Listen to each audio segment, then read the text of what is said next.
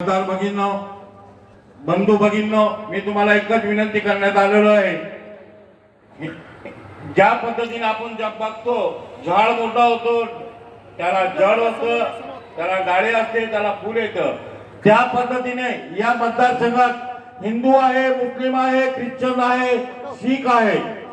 तर आपल्याला एक लक्षात ठेवायचे, हिंदूंना श्रीराम, मुसलमानांना सलाम वालेकुम, ख्रिश्चन बांधवांना सलाम आणि शीख बांधवांना जो बोले सो निहाल. या पद्धतीने आपल्याला काम करायचे. कारण त्या मतदार बंधू भगिनींना ते विचार फिरवण्याचा प्रकार लोक करताय. तुमच्याकडे येतील का भाऊसाहेब असं आहे तसे. भाऊसाहेब सर्व धर्मांना संगती घेऊन चालणार आहे आणि त्यांची निशाणी आहे घड्याळ. घड्याळ घड्याळची निशाणीवर आपल्याला वोट करायचे. तर त्या दिवशी 20 तारखेला सकाळी उठायचं, काँग्रेस आणि अपक्षाच्या नावाने आंघोळ करायची आणि भारत भाऊच्या घड्याळचं बटन दाबून त्यांना बहुमताने निवडून आणायची. हे जबाबदारी तुमच्यावर आहे. ताईंनी सांगितल्याप्रमाणे का माणिक दादाच्या बद्दल जे बोलले, मी माणिक दादाची विरोध पक्षात होतो तरी सुद्धा माणिक दादांनी आमचं कामं केलेले आहे. त्याचं उदाहरण म्हणून मी सांगतो तुम्हाला. रेल्वे स्टेशनच्या भिंतीच्या गोल भिंतीचं काम होतं आणि त्या आम्ही माणिक दादाकडे गेलो. माणिक दादांनी सांगितलं की या पद्धतीने आजपर्यंत ते भिंतीचं काम माणिक दादांनी रोखून ठेवलेले. अजूनपर्यंत या प्रकारचे नेते, कारण समाजचं आणि पक्षाचं काम तो कोणी बी करेल, पण विरोधी पक्षाचं काम करण्याची ताकद असेल तो माणिकराव दादामध्ये होती. आणि ती ताकद घेऊन भाऊसाहेब पुढे चालताय. तो भाऊसाहेबांना ती ताकद देण्याचे काम तुमचं आहे. कारण का मतदार बंधू भगिनींना एक विनंती आहे, भूल तापाला पडू नका. लक्ष्मी येईल, रात्री कटकट वाजेल, घ्या त्यांचं. कारण की ते आपली लक्ष्मी आहे, आपल्याकडून लुटलेली लक्ष्मी आहे. पण मग भरत भाऊंनाच घड्याळवर यायचे आहे. कारण यांनी कमवलेली लक्ष्मी आपल्या खिशातून, आपल्या कापातून काढली. यांनी कधीही कोणाला हात वरती करून खिशात टाकून कधी काँग्रेसवाल्यांनी किंवा अपक्षांनी दिलेले नाही. हे सर्व नागपूर नागरिकांना माहिती आहे. आणि हे आतापर्यंत हे सांगतो ते की आपण असं 4.5 वर्ष कुठे गेले होते, तेव्हा तुम्हाला दिवाळी, दसरा, गणपती, गरबा, ईद, ख्रिश्चन समाजाचं ख्रिसमसच्या टाइमला कुठे गेलं. आता यांना जागा झाली की मतदाराकडे जावा, तर आपण काय दिलं तर आपल्याला काहीतरी भेटेल. हे तुम्ही भूलतापात पडू नका. यांची भूलतापाला तुम्ही अजिबात पडू नका.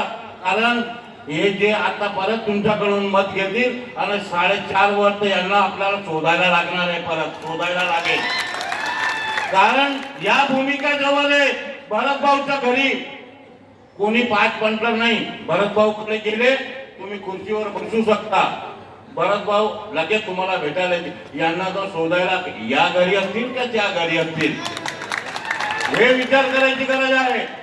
आम्ही तुम्ही ज्या पद्धतीने बघितलं, ताईंनी सांगितलं का नाईक साहेब आणि सुरसिंग नाईकच्या वेळेस तुम्ही एक व्यापारी सांगा नवापूरचा किंवा एक चोक्यार वर्ग सांगा, तुम्हाला कधी नाईक साहेबांनी खोटा केसमध्ये फसवलं का, माणिकदादांनी खोटा केसमध्ये फसवलं का. हे सुद्धा एट्रोसिटी करायला लावता आपल्या समाजावर. कारण माणिक दादा सर्व समाजाला घेऊन चालणारे होते. त्यांनी कोणत्याही प्रकारचं कोणावर अन्याय केला नाही. अहो, लग्नाच्या वेळी बाहेर गावी जायचं राहिलं, ट्रक मध्ये बिचारा लग्नाचं वराड घेऊन जायचे. माणिक दादा चिठ्ठी लिहून द्यायचे. कोणी पोलीसवाल्याची ताकद नाही की ती गाडी अडवून ठेवायची, असे होते. तर त्यामुळे तुम्ही एक लक्षात ठेवा, भाऊसाहेब आपला पाठीशी उभा राहणार आहे. पण आता तुम्हाला भाऊसाहेबची पाठीशी उभा राहून मतदान करायची गरज आलेली आहे. तरच तुम्ही आपल्याला नेतृत्व चांगलं मिळेल. भरत भाऊ, तुम्ही अर्धी रात्री बोलवलं तरी तुमच्या बरोबर. आणि मी तुम्हाला या स्टेजवरून आव्हान देतो, माझा लहान भाऊ आहे भरत भाऊ, तो मी तुम्हाला सांगतो, जर भरत भाऊने विरोध तुमच्या काम नाही केले तो मी तुमच्या बरोबर येऊन भरत भावाचा विरोध करेल. ही ताकद कोणत्या पक्षाच्या नेत्याकडे नसतील.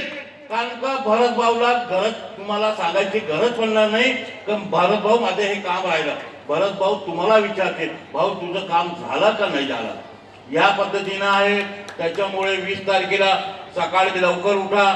मी त्या पद्धतीने सांगितलं, काँग्रेसना पक्षाच्या नावाने आंघोळ करा आणि घड्याळचं बटन दाबून भरत भावाला जास्तीत जास्त मतदान निवडून आणा. कारण का मागच्या वेळी नवापूर सहनी 4000चा लीड दिलं होतं. मी तुम्हाला एकच विनंती करायला आलेलो आहे की तुम्ही आम्हाला 8000चा लीड या नवापूर शहरामध्ये देऊन द्या. भरत भाऊ निवडून येण्याशिवाय राहणार नाही, हे लक्षात, हे विनंती करायला मी तुमच्याकडे आलेलो आहे. मतदार बंधू भगिनींना मी एक विनंती करतो, हात जोडून पाया पडून, का यावेळी भरत भाऊला संधी द्या. कारण एकाला संधी दिली होती, तो बिचारा पेन्शन खातोय.